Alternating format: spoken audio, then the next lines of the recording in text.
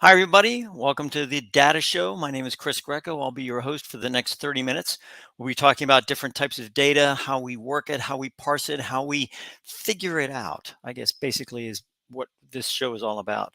Today, what we're going to talk about is dissecting the data. We're going to talk about parsing the data, trying to figure out exactly what it is that we want to find, why we want to find it, and how we want to apply that to our question or hypothesis. The subtitle is the fallacy of data analysis without standards. And I think that's where this all comes about. Is basically what happens is that we don't have good definitions for data, what we call data definitions. And I think what happens is when you don't have data definitions, what happens is that you just have, well, it's kind of like a person that sees something, whatever it may be, and says, "Oh, we have to have a requirement for that." This comes back down to project management, right? Systems engineering, any type of engineering you have to have requirements before you can have anything else. Those requirements are so incredibly important that if the requirements are not levied correctly, the entire project will fail. Same with data. If the requirements are not levied correctly on the data, then the data will not apply to what needs to be happening with the actual question. And that is what most of the media reports on, is they basically make their own requirements, or they state something in the headline that you think is a requirement, but in actuality is just basically clickbait. So that's what we're going to talk about today, and that's hopefully what we're going to see within this data. So, dissecting the data, the fallacy of data analysis without standards. So, what we're going to talk about is something very provocative at this point in time. I'm going to tell you, it's very controversial. And I would normally say I'm sorry for bringing this stuff up, but what happens is that the emotions in this country are running so high with this subject. I felt we need to take it back a step. And I realize that people have suffered and died as a result of this. That's not in any way, shape, or form to dilute that. It's not in any way, shape, or form to somehow make that non important. What it does is we have to put it in relative sense of what's going on within this country and within the world itself. Now, on the worldview, I talked a little bit about density of population. Just to be clear, just to be clear, the United States is basically about the third highest population country in the world. And I think a lot of people don't realize that. They sit back and they go, well, there's got to be another country that is more than us. Yes, there is. There's two. There's India and China. Other than that, folks, it's us. And we sit back and we sit back and we sometimes forget that we are the third highest population country in the world. I mean, we take a look at someplace like Canada. Canada has 10th of our population. So I mean, we sit back and go, geez, really? They have a huge landmass, but they don't have the population we have. Australia, huge landmass, not even near our population. So a lot of things we have to take into consideration in relative aspects, part of dissecting the data. So what do we do? In trying to figure out a project or data, whatever we want to talk about, we start with a hypothesis. Now, normally a hypothesis is a question that's turned into a statement. A politician stated that the leading cause of death in children is a firearm. Not in a firearm, is a firearm. The leading cause of death in children is a firearm. That's a quote. Now, this is a hypothesis. The leading cause of death in children is a firearm. It's based on the question, are firearms a leading cause of death in children? So actually this is backwards, but basically the same thing. You take a question, you turn it into a statement, that's your hypothesis, that's your claim. There's a claim there, right? And I think this is extremely important to understand. It's not a fact. This is not a fact. This is a claim. And what you're trying to do is basically prove or disprove the hypothesis, reject or not reject the hypothesis based on statistical significance. That's what a study does. That's what a study does, whether it be drug or whether it be any other type of aspect. You try to prove statistical significance. If you dissect the data in different ways, the hypothesis is analyzed differently. And I think that's important too. I'm just going to make a little editorial at this point in time, and you guys can fly over this. Is that there's a lot of data analytics stuff going on out there. There are tons and tons of things. Python, learn SAS, learn SPSS, learn this, learn that, learn R, learn blah, blah. But the bottom line is all that is worthless.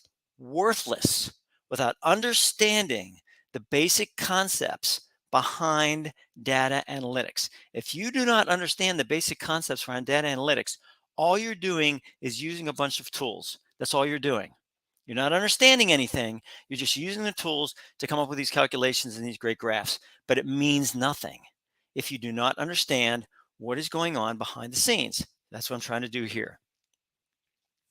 We use the Centers for Disease Control, CDC Wonder tool, to dissect the data, showing that different parameters result in different perspectives.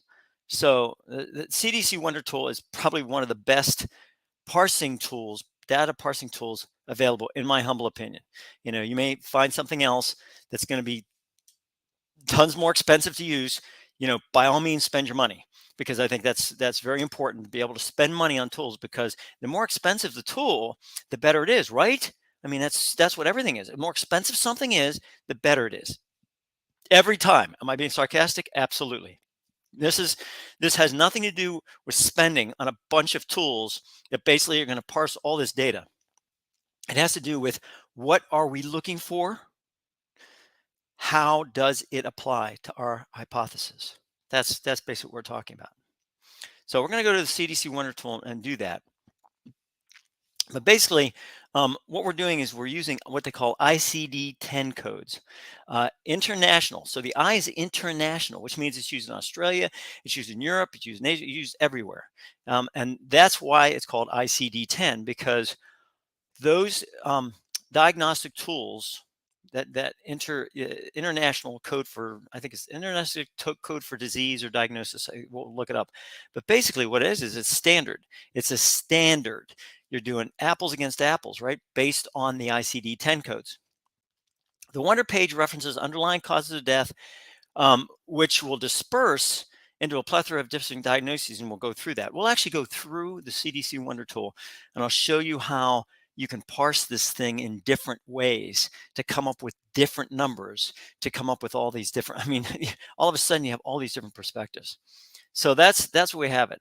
So let's talk about fact checkers. The fact checkers on this quote that was given by a politician. Snopes was the first one I looked up. And it seemed to include the same type of information that will be included in this video, right? Parsing, different data parsing results in different perspectives, right? PolitiFact tried to state the statement was mostly true, which is debatable. It's very, you could be argumentative about this whole thing based on the next few slides.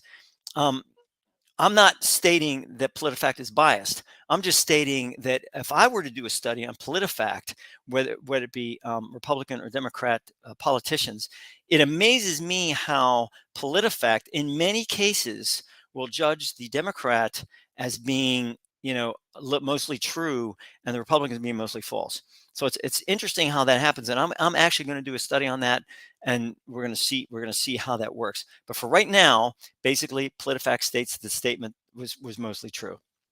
NBC News had what I call the correct response to the politician's claims, which pointed out that slicing the data, parsing the data, dissecting the data can lead to different results. Duh, that's exactly right. And I hate to say you can make data fit your agenda, but you can. You can make data fit your agenda. So what do we do in order to not have that happen? Well, the first thing we have to have is definitions. The following questions are essential. What is considered a child? What is considered a gun-related death? What year is considered the year in question? And what is the relative risk to a child, right? Once the age is determined. So we're going to go through this, and then I'm going to go through CDC Wonder at the end here. What's considered a child? The data that was pulled from the CDC Wonder tool for that quote had an age range of 1 to 19. Now, are 19-year-olds children? Can they vote? Can they own a weapon? Can they enlist in the armed forces? Are children allowed this? So I think we have to sit back and say, what is a child, right? For that matter, what about 18-year-olds? Same. They can own a weapon, they can vote, they can do all those things. What happens when we get rid of the 18 and 19-year-olds from the data pool? So let's find out. So and also we'll do, what is a gun-related death? Are accidental discharges part of the equation? What about self-harm by a gun? Is assault with a gun part of the question, part of the equation? So we'll run through some of the different options in order to better understand exactly the data as a whole, so then we can parse through it. I think that's pretty important. So what were the numbers that were reported? Okay, according to PolitiFact, for ages 1 to 18, there were 3,219 deaths in 2020 for firearms, while there were 2,882 deaths by motor vehicle traffic deaths. Okay, PolitiFact. Later on in the same report, PolitiFact stated that there were 4,357 deaths for firearms for those ages 1 to 19. So let's talk about this for a second. By just adding 1 year to those numbers, that adds a significant amount of deaths, 1,100 deaths by just adding 1 year. So think about, if you get rid of that year, all of a sudden, bang, you're down at 32,000, at 3,219. So I mean, it's really interesting how just that 1 year, boom, it knocks it back down. Then PolitiFact started to I'm sorry, but they started to confound the analysis through having infants added and then other congenital deaths and such. PolitiFact, they're trying to, I think, in their transparency and trying to be as detailed as possible, I think what they do is they confuse people. And all people are looking for, I swear, is that mostly true, mostly false thing. And that's all they're looking for. So, okay, here we go. But I think fact checkers tend to just, they tend to take a look at what was recorded rather than the possibility of other things that could actually confound. They call them, in fact, in statistics, called confounding factors. Those things that also loop into the data, and basically can confuse and can confound the issue. Then PolitiFact added a source from New England Journal of Medicine. These are terms children and adolescents. So is it children or is it adolescents? Are we talking about children? And what do we? So the definition is very, very confusing. So, and then we finally come to, what year are we considering, right? So the most recent year of CDC Wonder, where most of the quotes are taken from, is 2020. And I do have 2021 in there under multiple causes of death, but not underlying causes of death, single cause of death. It's 2023, folks. It's the data is dated, and politicians who should know better are using that old data. I mean, 2020 was what? The midst of the pandemic, was just the start of that sucker. January, February, March 2020, we were in the throngs of it, right? Everything happened. And this includes former chief executives of the United States who are making comments based on the dated data. Instead of these chief executives, former or otherwise, making comments about old data and about things they hear from the media, maybe they ought to have their checkers, their data analysts, the ones that go through all this stuff, that buy the very expensive, tools and all that, go through that and see exactly what's going on. And sorry, I'm taking my shots at the very expensive data analytic tools because I'm sick and tired of these very, very, very, very expensive tools that are out there. And not kind of like, R is free. You can do R, KNIME, KNIME. It's free. This stuff is free, folks. Why are people going out and spending thousands of dollars on a tool when they can get stuff for free? I don't quite understand that, but that's for a whole nother show. If you remove the 2020 numbers from the data, you get the chart on the next page, right?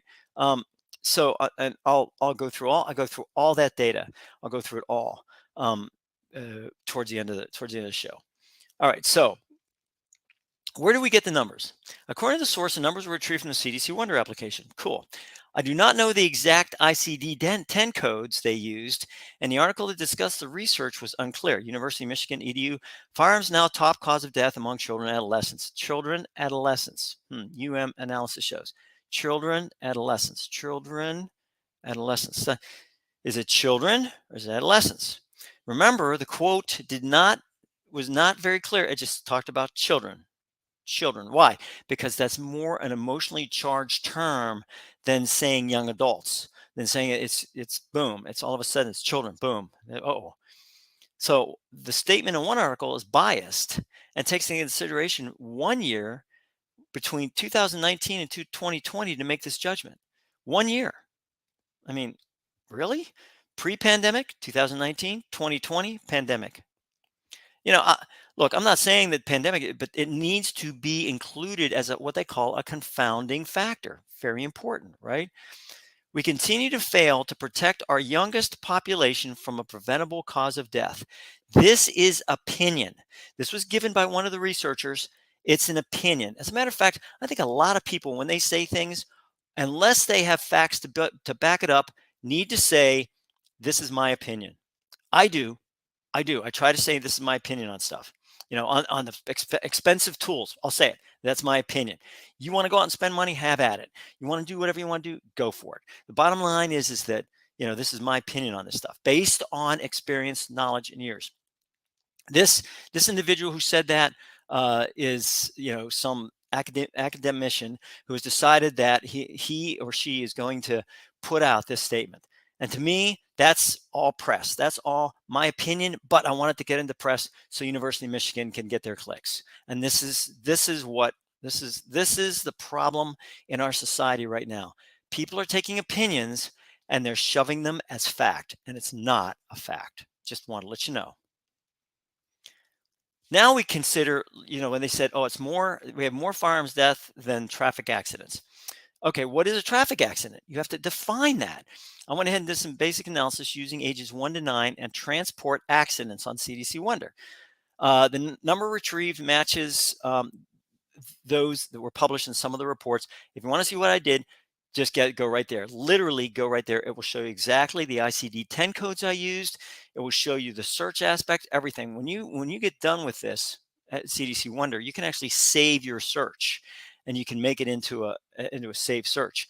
And it's really nice because now people can go out there and they can see what I did and how I did it. Now it's interesting to note that some of the studies I saw actually do this. So that was nice, being able to see exactly what they did. And to tell the truth, this is not the study's fault. This is not the data fault. It's not the analysis fault.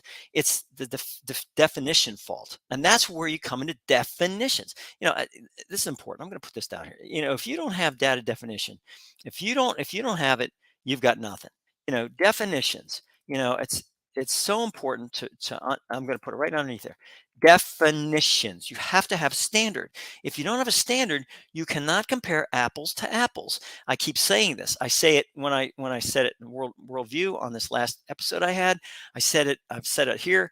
Apples to apples. That means that you have to compare the same to the same. If you don't compare the same to the same, then that's not fair. It's not fair to do that. It's not a fair analysis. It's not a valid analysis. It's invalid. You cannot, you can't sit there and say, this is what I have.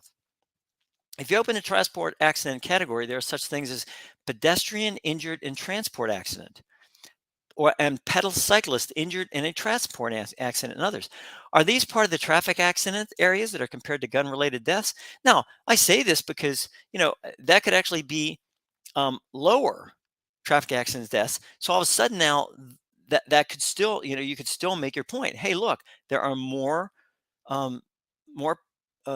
children, however the children is defined, killed by firearms than there are in traffic accidents. So I mean, but again, it kind of almost, it begs the question, what about the 17? When do you start to drive?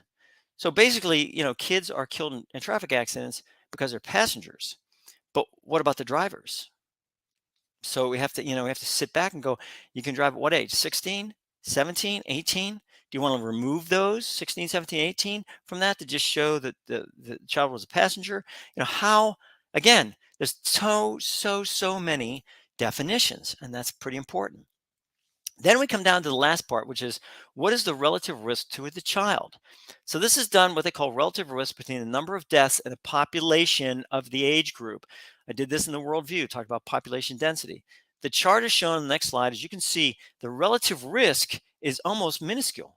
This does not mean that we should not be concerned that somehow even one death does not mean anything, or it's one death is unacceptable. One is unacceptable for any children, seriously. But to talk about that from a percentage aspect, even one death is unacceptable. The data is there for you to analyze as many ways as you like. Okay, so here it is: death by weapons assault, age 1 to 19. That's the first one I want to show. So you see here, this is death by weapons assault, age 1 to 19. So we're all the way up here to 27.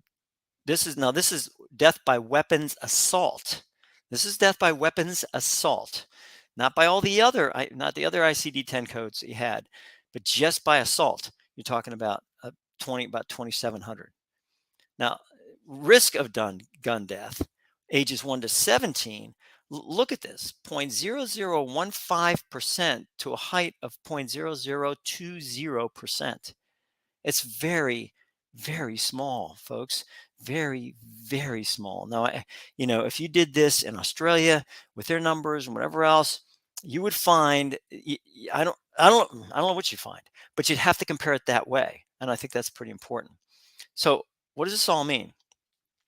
Data can be manipulated to make it look much worse or much better than it actually portrays or displays. You are responsible for checking the data or asking the right questions concerning the data. If you let others decide for you what the data means, that is the same as having them decide how you should think. So we're going to do one more slide just to even out the analysis. This one shows ages 1 to 17 deaths from any type of car or truck accident, any type. I think you'll find the claim is still correct based on the numbers alone. More children ages 1 to 17 did die from guns than from traffic accidents into 2020, if you include all traffic accidents and if you include all gun deaths, right? But note that 17-year-olds can drive cars, right? And the last part I'm going to show, well, let me show you so this is the traffic accidents, ages 1 to 17. You can see here, it's about 800 something. Now, again, I didn't include all, I said I did, but I didn't include all traffic deaths. Like I didn't include all these things. So what happens is that, we had a height. Now, this right here is called a regression line. And basically what happens is the regression line, even though these have evened out here, this still shows a downward trend because it's what they call it's called a simple linear regression, SLR. So what is a regression line? The regression line is a best fit line that cuts the data into a scatter and line chart or scatter chart. That's what it does. Same number of dots above than below the line. Regression is based on the mean of the data. Mean is not a robust measure, which means highs and lows can affect it. Mean can be skewed. In essence, basing the regression, which is based on the mean, makes the regression suspicious at best. Predictions based on straight line regressions by logical conclusions are also suspicious. I wanted to throw that in just at the end. Heights of people. If two people have a child, then that child will have some of the basic characteristics of the parents. That's a fact. If two people over 6 feet tall have a child, then basically what happens is there's a distinct possibility, actually high probability, that the child will grow over 6 feet tall, right? So what happens if a child now, let's say 6'6", marries somebody else who's 6'6"? All of a sudden, you're going to have a child that is going to be above 6'6". That keeps on going, and what happens is, if that kept on going, you have all these kids walking around 8 and 9 feet tall. So regression of the mean means sooner or later it's going to pop back to the mean. You're going to have two people that are tall are going to have a child who's going to be an average height. That's called regression to the mean. That's what it's called. So that's where you have that change, and that's where things are pretty important. So without further ado, let's go to the CDC Wonder, because I think this is very important. So this is where you find the CDC Wonder. It's going to be wonder.cdc.gov. Now look at all this that's here. Multiple causes of death, final, underlying cause of death. So what we're going to do is heat waves, May to September. This is really good. This is very interesting data. Population, bridge race population, single race population. So what we're going to do is we're going to go to underlying cause of death, because that's where they went to. And what we can do is we can go through here, underlying cause of death by single race categories. This is only 3 years. This is almost 20 years. So what I'd rather do from the standpoint of looking at long range aspects is looking at this. But I'll tell you what, let's go to underlying cause of death by single race categories. And it's interesting because so you take 2018 to 2021, which goes pre-pandemic and then basically towards the end of the pandemic. And you can see you have to put I agree, which is fine. You put I agree, that this says you're not going to use it for bad purposes. And look at all the different things you can do. Now we're just going to do by year here, but we can do by census region. We can do by state, county. We can do by a ton of different things here. I'm just going to pick year. And then I say, hey, all the United States, I'm going to say, fine, we're United States, all categories. We're going to say all races, all genders. But with this age thing, here's what we're going to do. We're going to do single year. And then we're just going to go 1 year and then hold your control key. And 2, 3, 4, 5, 6, 7, 8, 9, 10, 9, 10. And we're just going to do 11, 12, 13, 14. 15. We're just going to go to 15. And, it's 2018, 2021, and that's fine. And then we're going to say, select the causes of death. And this is where it's really interesting. You can go all the way down here. And basically what happens is that this will give you all different types of death, all the different types of things here. So what we do is we go through what they call external causes of morbidity. And I'm going to open this up just to show you exactly what it talks about. And here you go, transport accidents. So transport accidents would be those traffic accidents areas, but there's so many in there. Other external causes of accidental injury. So let's just open this up and show what that would be. So just this is going to be exposed to force of nature. Let's bring this up a little bit. There we go. Falls, exposure to smoke, fire and flames, electrical, breathing, all these different things, mechanical forces, accidental poisoning, overexertion, heat, all this. Intentional self-harm is here, assault. So I'll tell you, we're just going to do assault here, because just for time aspects. And here's assault by corrosive, assault by handgun and discharge. So by handgun discharge, we're going to select that one. We're going to select assault by rifle, assault by other and unspecified. And that's all we're going to do for this. But you can see, there's so many different things here, right? And then basically it shows here, you export the results. It'll be a text file. You can show totals, show all these different areas. And what we're going to do is we're just going to put send here. Now, if we put send, now remember, these are ICD-10 codes right here. ICD-10 codes. And you can change it. You can say ICD-13 cause list infants, injury intent mechanism, drug, alcohol. You can do any of those things. We just use the ICD-10 codes. When I send this, it'll process it. And sometimes it can take a while. Sometimes it'll take maybe 40 seconds, whatever. And there it is. So these are the years you have here. So look at the deaths just from assault. Deaths from assault by a gun for ages what? 1 to 16, right? So this is what they have. And this is crude rate, very small, right? Per 100,000. So 1,970. Now, if I were to go back to the request form and I were to add something. So I'm just going to remember that 1,970 there. So let's say I'm going to put here, we'll put here event of undetermined intent and poisoning exposure, hanging, handgun discharge, undetermined intent. So we're going to have, oops, didn't want that. There we go. Handgun discharge, okay, undetermined intent, rifle shotgun undetermined intent, and then we're going to go back up to assault, and we're going to do assault by handgun, shotgun, and then we're going to send this one. So let's see, same age group, same everything, and basically what will happen is it'll process it through. And the nice thing about this is it'll process it through, and then it'll give you some different types of ways of looking at it. So look at this. You know, I added that, and look how the desk went. All of a sudden, the desk went down. You know, why would that be? Because basically, the request form, when you had that, you're basically kind of doing an and thing here, I think. Yeah. So basically, currently selected is this. Same thing, assault by handgun, assault by whatever. And, it's all the way from 1 to 15 years. So can you see how even adding something can put that confounding factor in there? So basically what's happening is you're doing almost an and type thing, right? So it's not making much sense. You just have an assault, then all of a sudden it's like, oh, you have all these other ones there. So you have to be careful about how you do it. And you can just see the cause list here. This is the cause list.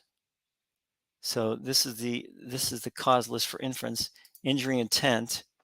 So this is homicide, and you can put fire, flame, natural, poisoning, suffocation, injury. So there's a lot of different ways. Again, you can parse these areas, right? You can parse this. So it's just there's a firearm right there. So homicide, firearm. And we're going to do 1 to 16.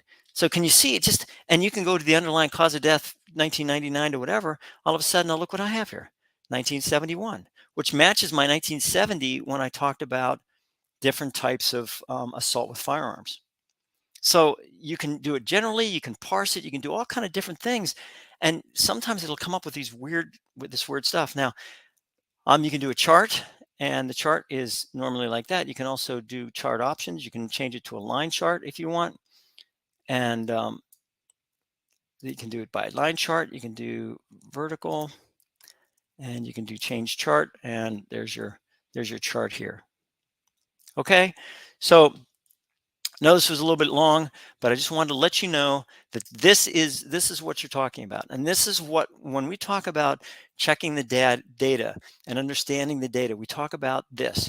We talk about the ability to parse this data and be able to see it in different ways, to be able to come up with different perspectives. But remember, those different perspectives are elusive. You must take a look at it from the standpoint of definitions. And if you take a look at it from definitions, I guarantee you that it will be a much, much better presentation and visualization of what the data actually shows. So for the data show, this is Chris Greco signing off, saying thank you very much for watching, and have a great day. And remember to check the data.